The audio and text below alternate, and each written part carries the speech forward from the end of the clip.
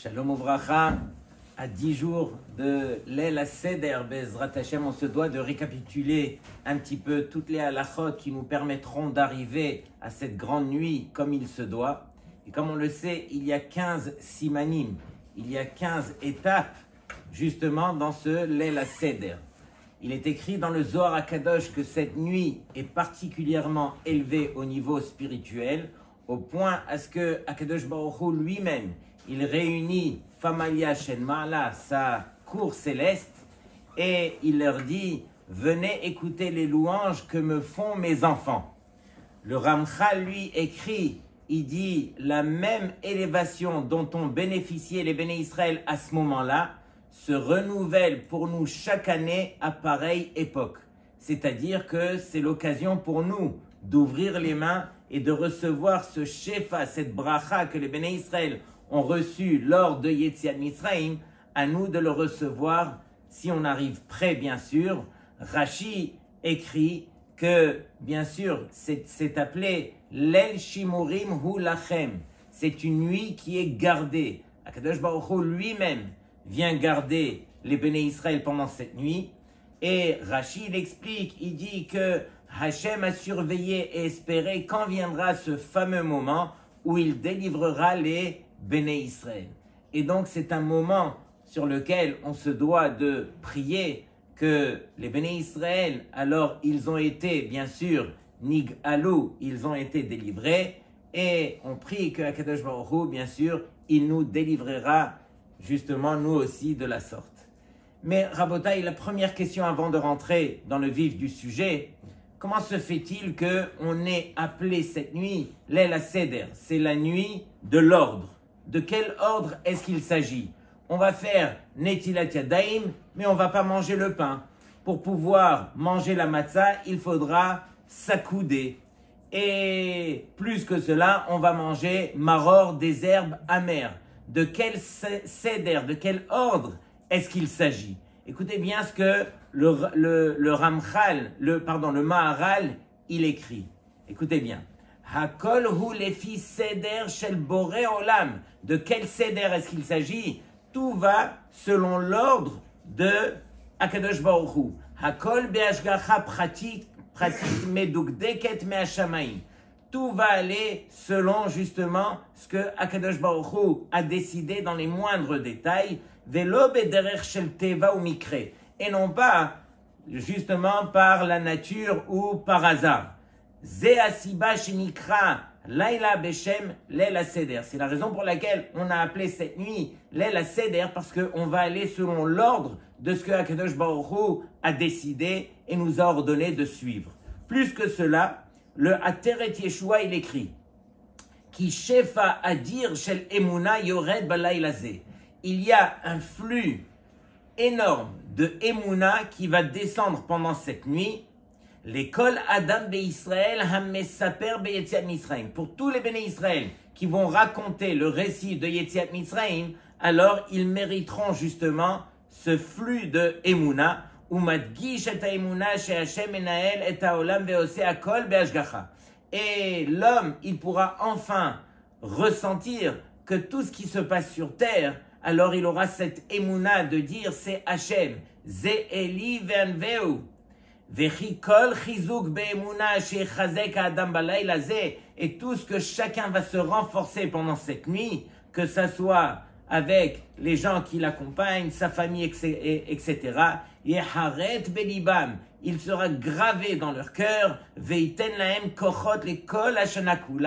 et ça nous donnera des forces pour toute l'année à venir. Donc Rabotai, c'est une nuit qui est des plus saintes, des plus élevées. À nous d'arriver prêts à ce rendez-vous, un rendez-vous qui est unique, et justement d'arriver à prendre tout ce flux de bracha que HaKadosh Baruch Hu va faire descendre. Et donc Rabotai, cette année, comme on le sait, alors l'El HaSeder va tomber Motsai Shabbat. On se rappelle que avant Shabbat, on allumera une bougie d'au moins 48 heures, le mieux c'est 72 heures, parce que on sait que Motsai Shabbat, il faudra intercaler la Havdalah dans le Kiddush, mais d'une bougie qui a déjà été allumée, bien sûr, avant Shabbat. Et pourquoi je dis 72 heures? Parce qu'il se peut aussi que dimanche, on ait besoin aussi d'une bougie. Comme ça, éventuellement, pendant les 3 jours à venir, on a de quoi allumer. Le mieux aurait été, bien sûr, de ne pas perdre de temps Motsai Shabbat quand, justement, Leil HaSeder va commencer, parce que c'est une nuit qui est vraiment chargée de mitzvot. Le Gaon Mevina, il dit qu'on accomplit près de 64 mitzvot pendant Leil HaSeder.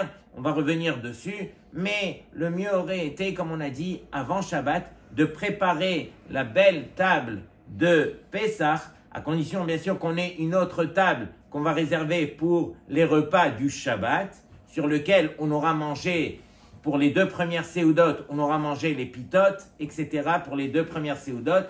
Mais en tout cas, celle de Leil HaSeder, alors si on peut, qu'on prépare la table avant Shabbat et que tout soit prêt comme il se doit. Et on essaye, bien sûr, de tout organiser. C'est-à-dire, à la limite, que chacun ait devant soi ce qu'il aura besoin. Il a besoin, bien sûr, de son verre pour les arba'a kosot. Il a besoin des mesures de karpas, de céleri, comme on va voir, de maror, de matzot, etc. Et quand tout est organisé, alors on laisse moins de place, justement, au Yetzer Hara de se mêler. Je me rappelle une année où on était nombreux, Baruch Hashem, à table, et on s'est permis même de marquer les noms de ceux qui allaient être assis dans telle et telle chaise. Comme ça, éventuellement, quand on arrive, où est-ce que je m'assois, il m'a pris ma place, etc. Non, tout a été géré. Le but, justement, est de profiter de chaque instant.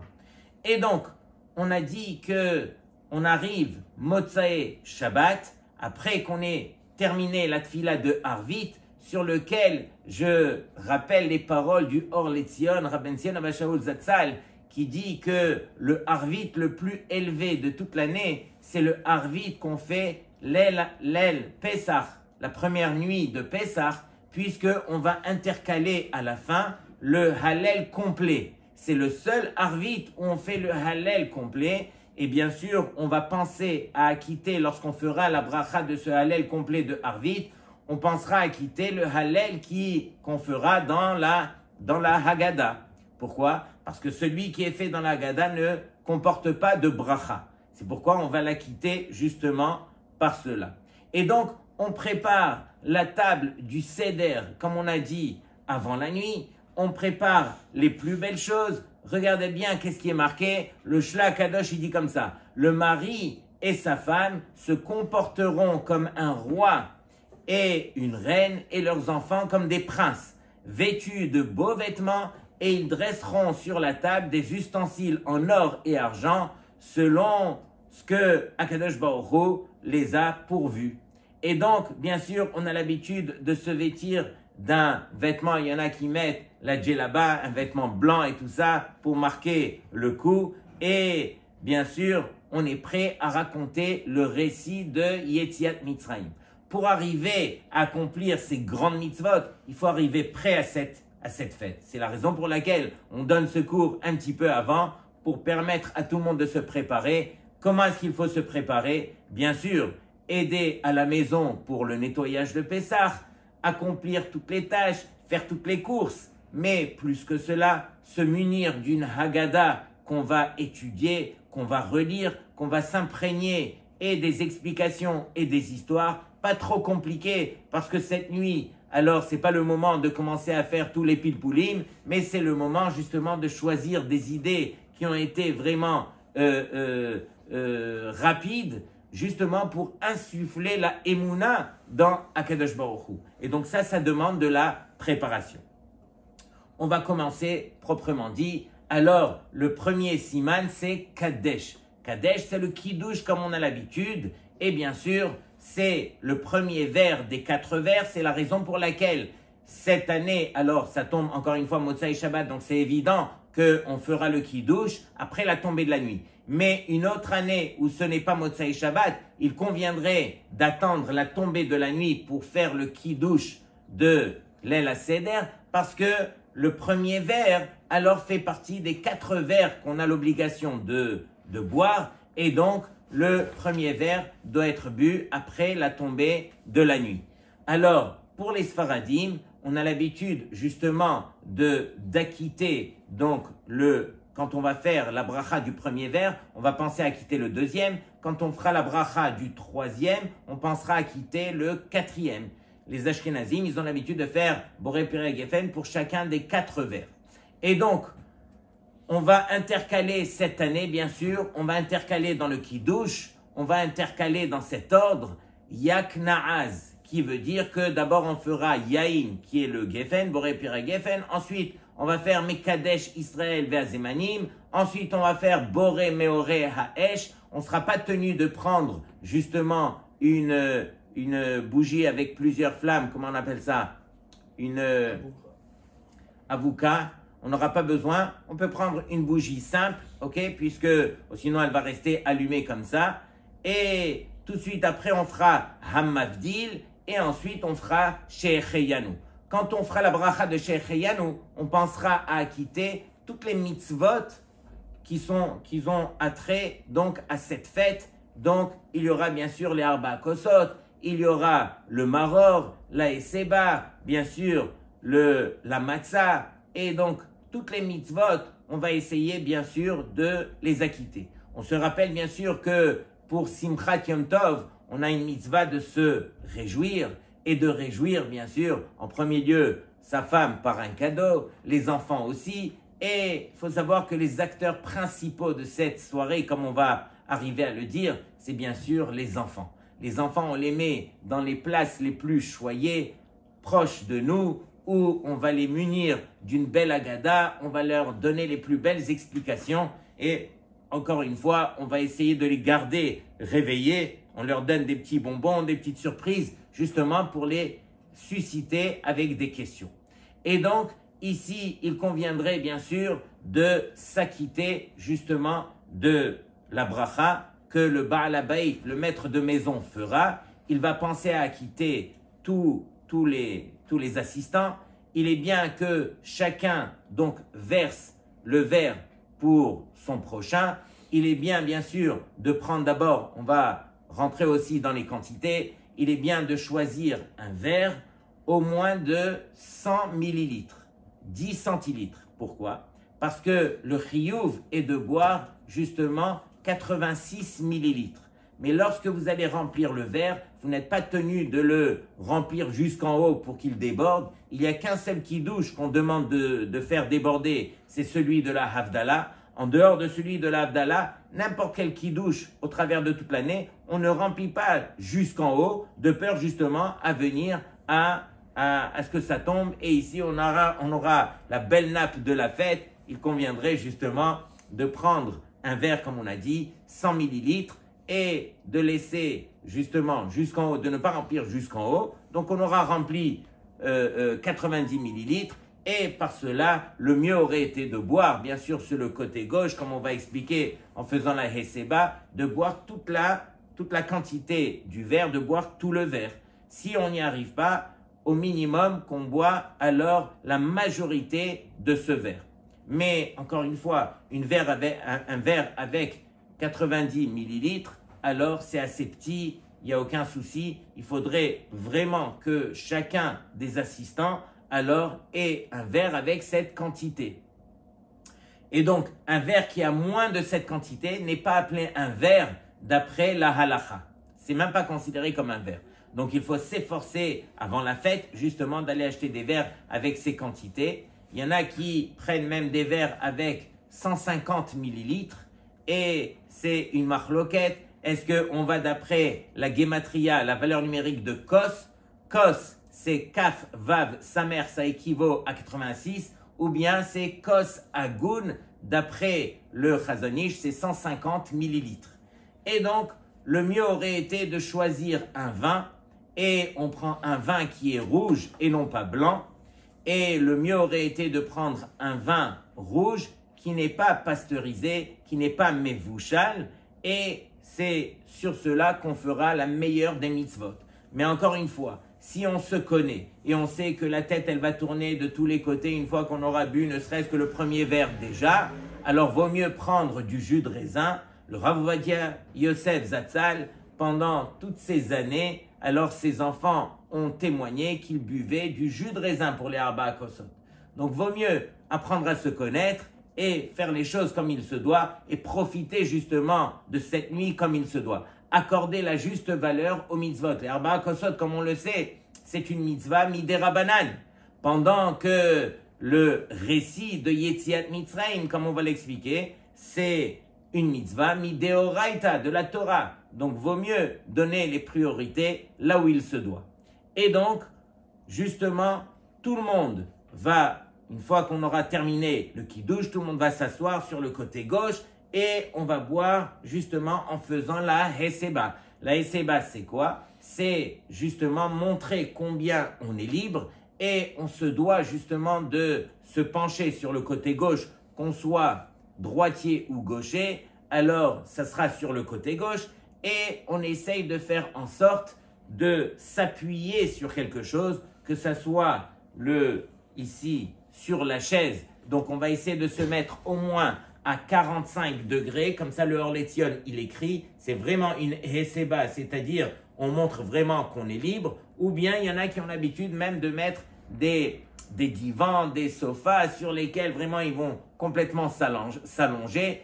Alors on essaye de s'efforcer de bien faire la heseba. Il ne suffit pas uniquement de faire comme ça, de faire semblant, il faut vraiment se pencher à 45 degrés pour s'acquitter de la heseba. Celui qui a bu un des 4 kosot, ou bien qui a mangé un des kazaïs de matzah sans faire la heseba, il devra refaire la mitzvah. Sans la bracha, mais il devra reboire ou bien remanger en faisant la heseba. Ensuite, donc, on a dit que on a quitté justement le deuxième verre et on va passer après à Urchatz. Urchatz, c'est faire Netilat Yadayim comme on a l'habitude de le faire pour le pain, mais sans faire de bracha, pour pouvoir manger un céleri, un morceau de céleri, ok? Ou bien, c'est marqué ici dans la lacha, c'est un légume justement sur lequel on fait pour Boré Adama, mais la coutume, en tout cas pour les Sfaradim, c'est de prendre du céleri, de prendre moins de kazaït, de le tremper dans de l'eau et du sel, ou bien dans de l'eau avec du vinaigre, et de le manger. Pas besoin de faire heseba, justement pour manger le karpas.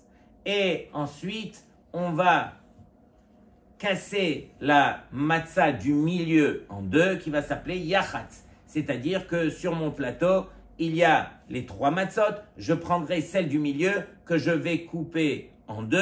Alors, d'après la Kabbalah, il est bien de penser à faire un dalet et un vav et de les couper. Le plus grand morceau, je vais le cacher et on le mangera pour la ficomane.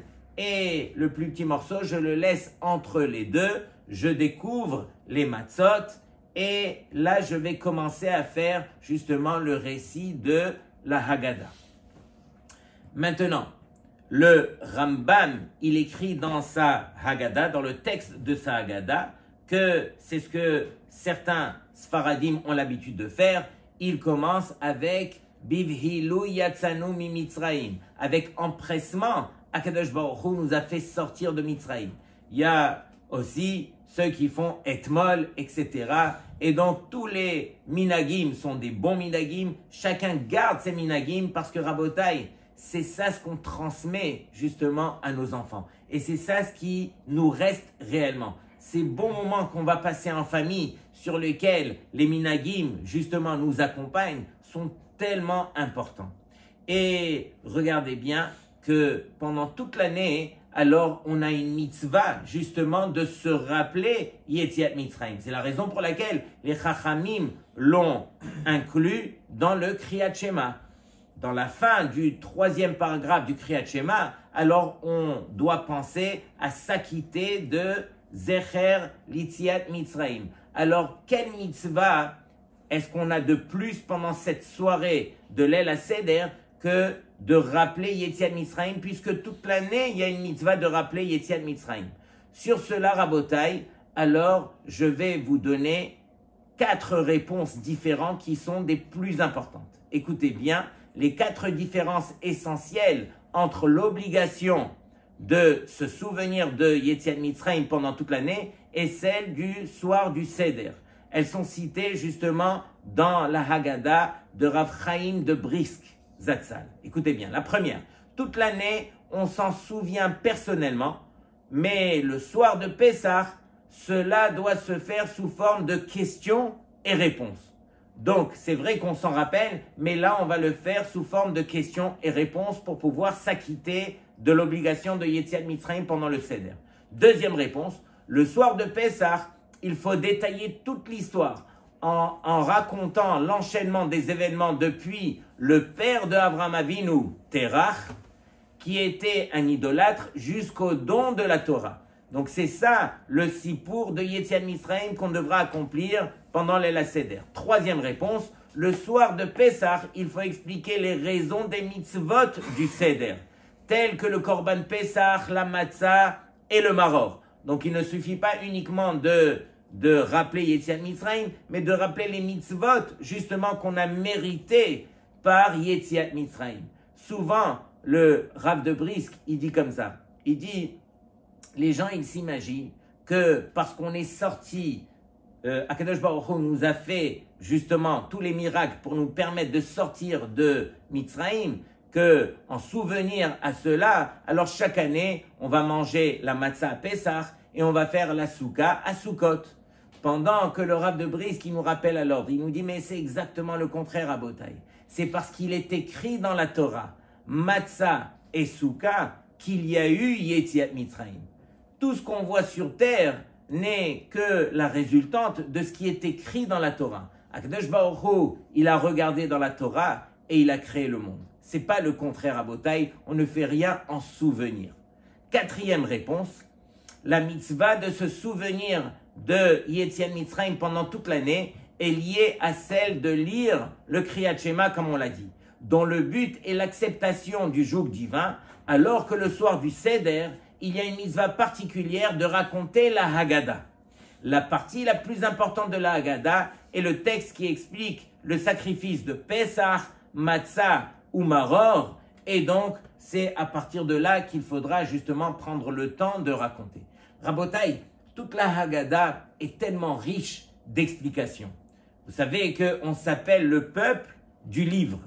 Et de quel livre est-ce qu'il s'agit? Il y a un livre qui a été commenté le plus de tout le Tanakh, c'est justement la Haggadah Shel Pessah. Qui est l'auteur de la Haggadah? On ne sait pas précisément. Il y en a qui disent que ça date du temps des Tanaïm, il y en a qui disent du temps des Rishonim, il y en a qui disent même que l'auteur est nul autre que Rabbi Akiva. La preuve en est, c'est que lorsqu'ils se trouvaient tous à Bnei Brak, ils étaient tous chez qui? Chez l'élève Rabbi Akiva, au lieu d'aller chez le maître.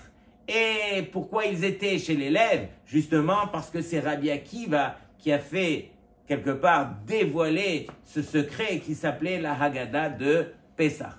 Mais tout ça pour dire qu'il y a tellement de secrets dans tous les passages de la Haggadah, mais je préfère le dire maintenant, le récit de la Haggadah, cette mitzvah de Oraita de Veigadata lebincha bayom ha'u lemor, alors c'est une mitzvah des plus importantes de toute l'année, c'est une mitzvah qu'on accomplit avec le cœur comme il se doit, si on se prépare à bien le dire, à bien raconter des choses qui soient intéressantes, mais c'est une mitzvah qu'il faut aussi savoir faire. C'est-à-dire que si on s'attarde trop sur Halachma'anya, sur Manishtana, sur Avadim, et on commence, alors quand va arriver le moment le plus important de la Haggadah, alors on sera déjà fatigué, on aura tellement hâte que le repas arrive qu'on va finir par bâcler les choses. Pendant que le plus important, justement, c'est ce qui est écrit dans la Torah. Akadosh Baruch Hu, il dit, je vous ai fait sortir de Mitzrayim par les Makot, et Hachem, il dit, j'ai choisi de vous faire sortir justement par les 10 plaies, parce que et Asher hit'alalti b'Mitzrayim. Sous-entendu que Hachem s'est moqué des Mitzrayim, justement pour nous permettre à nous, les Béné Israël, de sortir de Mitzrayim. Et Rabotai, là j'aimerais vous résumer, mais vraiment, l'essentiel de la Haggadah, l'essentiel de la fête de Pessah, sous 3 questions, et je donnerai qu'une seule réponse à ces 3 questions. On y va. Akadosh Baruch Hu, Hakol Yachol, il peut tout faire. pourquoi est-ce que Hachem décide de faire sortir les Béné Israël par les Makot? Et si déjà, il décide de nous faire sortir par les 10 Makot, il aurait dû en choisir ne serait-ce qu'une seule, et la faire durer comme il se doit, et ensuite, par où les Égyptiens seraient morts, et les Béné Israël, ils sortent. Par exemple, chaque Maka, elle a duré pendant une semaine. Et ensuite, il y a eu 3 semaines de répit. Et rebelote, la deuxième Maka pendant une semaine, et 3 semaines de répit. Envoie ne serait-ce que Dame pendant 3 semaines, pendant un mois d'affilée, et c'est fini, tout le monde va mourir, et les Béné Israël, ils peuvent sortir. Pourquoi alors faire durer le suspense de la sorte? C'est-à-dire une semaine, 3 semaines de répit, et ainsi de suite, et ça a pris près d'1 an avant que les Béné Israël puissent sortir de Mitzrayim. Deuxième question. Troisième question, c'est marqué que Rabbi Yehuda, le Tana Rabbi Yehuda, Hayanoten Bahem Simanim, il donnait des Simanim, justement, à ces Makot. Qu'est-ce qu'il a dit? Detzach, Adash, Be'ahav. Et on dit, mais c'est quoi ces signes?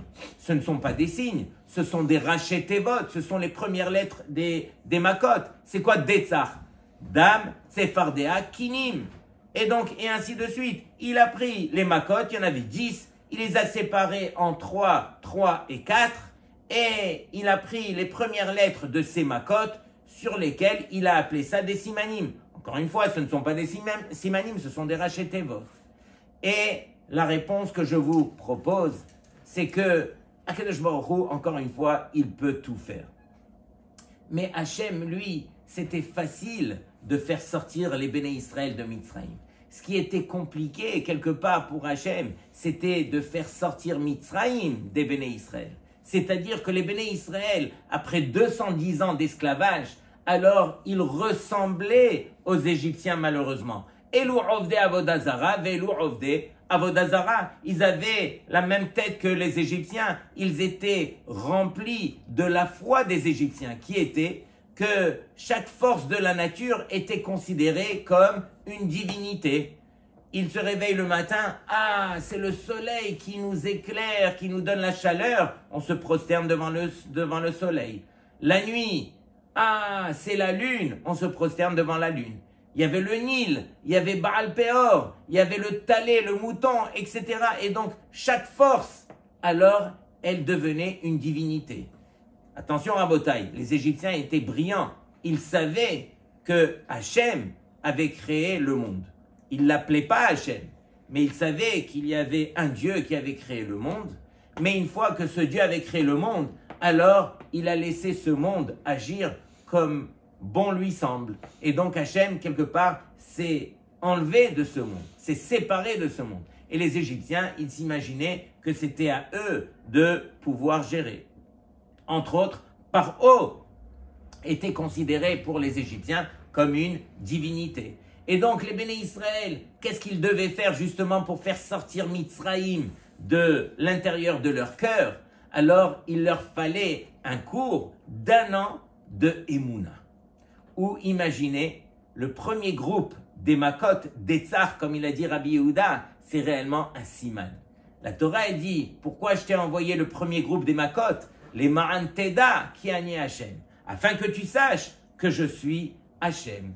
Et donc, d'abord, on va faire découvrir au Béné Israël qu'il y a un seul Dieu.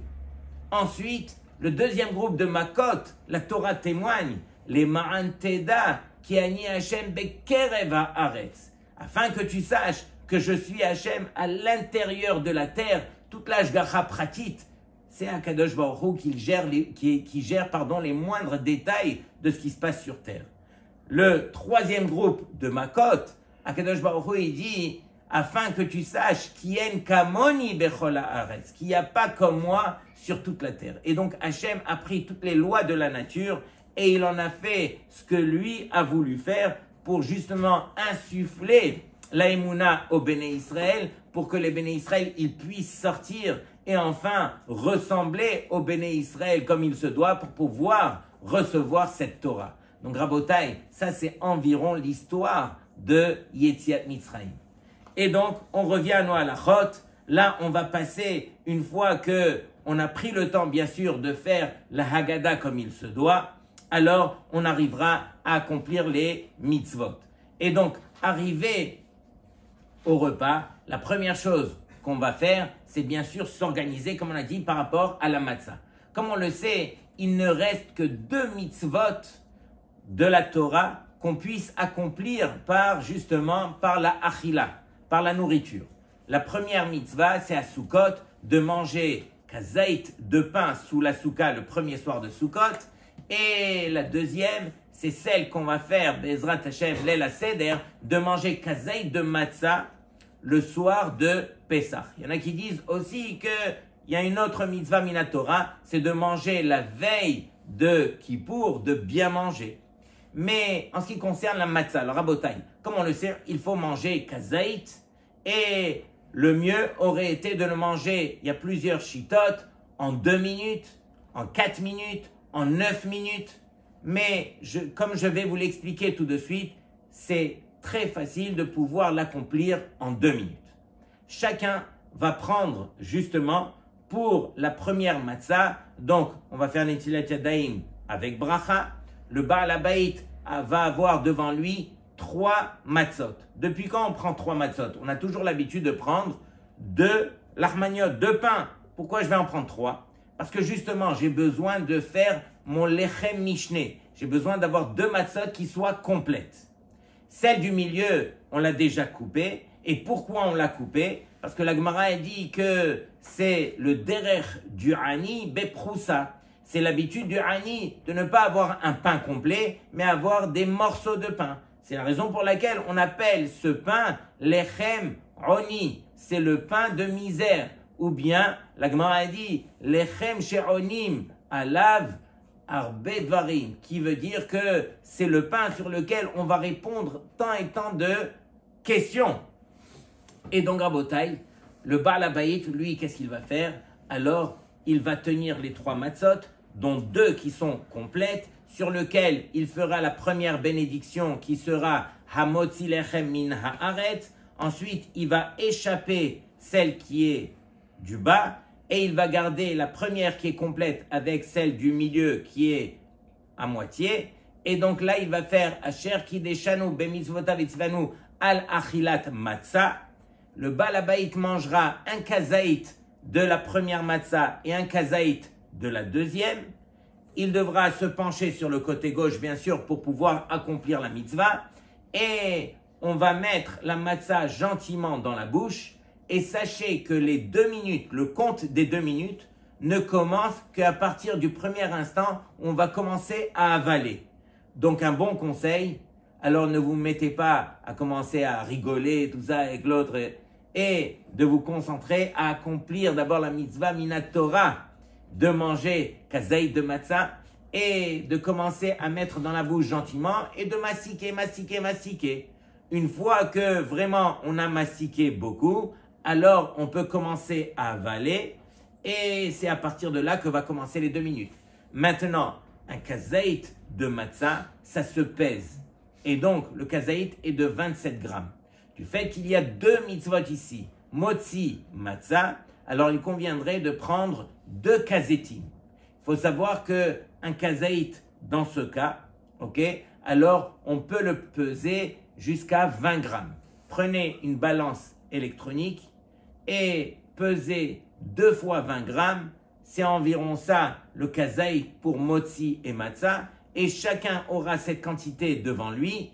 Il se penchera sur le côté gauche, comme on a dit, à 45 degrés, et il le mangera besimcha comme il se doit. C'est chaque kazaït qu'il faut manger en 2 minutes. Donc vous avez 4 minutes pour manger les 2 kazétim. Bien sûr, comme on a dit, il y a plusieurs chitotes. Il y en a qui disent 4 minutes, il y en a qui disent jusqu'à 9 minutes. Donc vous avez le temps d'accomplir la mitzvah comme il se doit. Une fois qu'on a terminé motzi matzah, alors on fera aussi le maror. On aura mangé kazaït de maror qu'on aura pesé aussi. Et le maror, on va le tremper dans le haroset. Il serait bien de ne pas trop le tremper dans le haroset pour ne pas enlever justement le goût du maror. Et ensuite, on va faire le korer qui va être le sandwich, comme on l'appelle. Et celui-là aussi, il faudra le manger sur le côté gauche. et ensuite on pourra passer au repas dans lequel on va s'efforcer, encore une fois, de parler, de discuter justement de Emouna, combien il y a d'histoires Rabotai qu'on peut raconter et qu'on se doit de raconter. Une fois qu'on a terminé le repas, alors bien sûr, on va consommer la ficomane. Il y en a qui ont l'habitude de la cacher, etc., pour éveiller encore une fois l'attention des enfants. Mais je n'ai pas pris le temps de vous décrire quelles sont les questions, comment est-ce qu'on fait, tout ça. Peut-être qu'on donnera un chiour sur cela. Mais encore une fois, il faudra arriver prêt à cette soirée pour justement se dire, voici l'histoire que je vais raconter, voici les questions que je vais poser, voici. Et il y en a qui préparent. Et c'est comme ça qu'on arrive prêt à une fête. Okay? C'est en préparant à l'avance pour arriver avec des feuilles et arriver avec des histoires et se dire, voici ce que je compte faire. Ensuite, on va arriver à remplir après l'afikoman, après qu'on ait mangé kazaït de afikoman. Il y en a qui disent que c'est bien de manger 2 kazetim, mais au minimum au moins un kazaït. Sur le côté gauche, encore une fois. Alors là, on va remplir le 3e verre, qui est le verre de Birkat Hamazon, sur lequel justement on fera le zimoun, et ensuite on fera le Birkat Hamazon, et on va acquitter bien sûr le 4e verre quand on fera la bracha du 3e. Alors, à partir de là, il est bien il y en a qui disent que on remplit donc le verre qui est réservé à Eliyahu Hanavi. On va aller ouvrir la porte de la maison, on dit Baruch haba Eliyahu Hanavi, et on partage un petit peu de cette coupe de Eliyahu Hanavi et on complète justement pour que chacun il ait son 3e verre, et on laisse le verre de Eliyahu Hanavi aussi. Et là, on va commencer, bien sûr, il y en a qui disent que selon le Ya'abetz, que c'est le moment, un des moments les plus forts de toute la Haggadah qui va être le Hallel.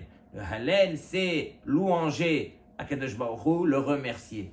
Parmi les choses qu'on dit dans le Hallel, Rabotai, on dit Ma'ashiv la Hashem, kol tagmulo hi alay, qui veut dire que Ma'ashiv la Hashem. Qu'est-ce que je peux rendre à Hashem?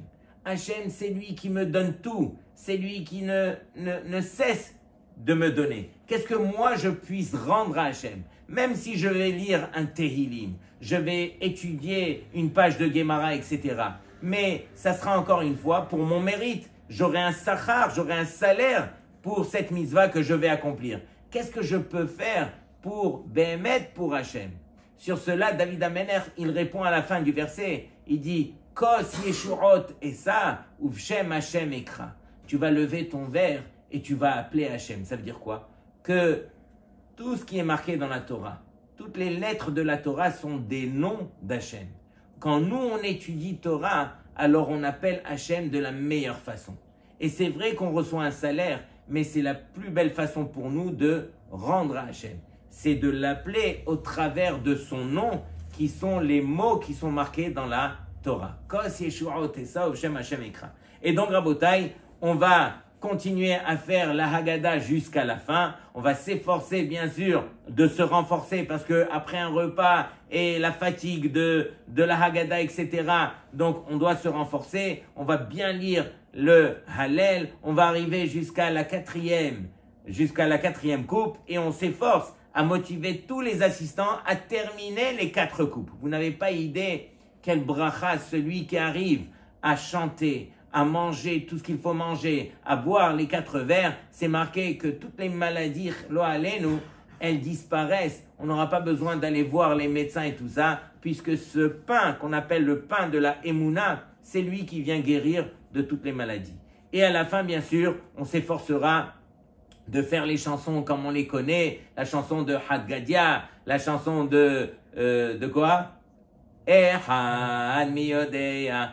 Et ensuite, on va faire le Shir HaShirim et ensuite on reste à table et on continue le récit de Yetziat Mitzrayim jusqu'à ce que le sommeil nous emporte. Et une fois que le sommeil nous a emporté et qu'on s'est effondré sur la table, là on a le droit de se lever et d'aller dans son lit pour aller dormir. Mais avant cela, alors bien sûr, on demandera à Hachem les Shana Haba Birushalayim. Et donc, on va demander à Hachem de reconstruire Yerushalayim, de reconstruire son Beth Amikdash et que l'année prochaine, on soit tous réunis à Yerushalayim. Chag Sameach, Pesach Kasher, Vesameach.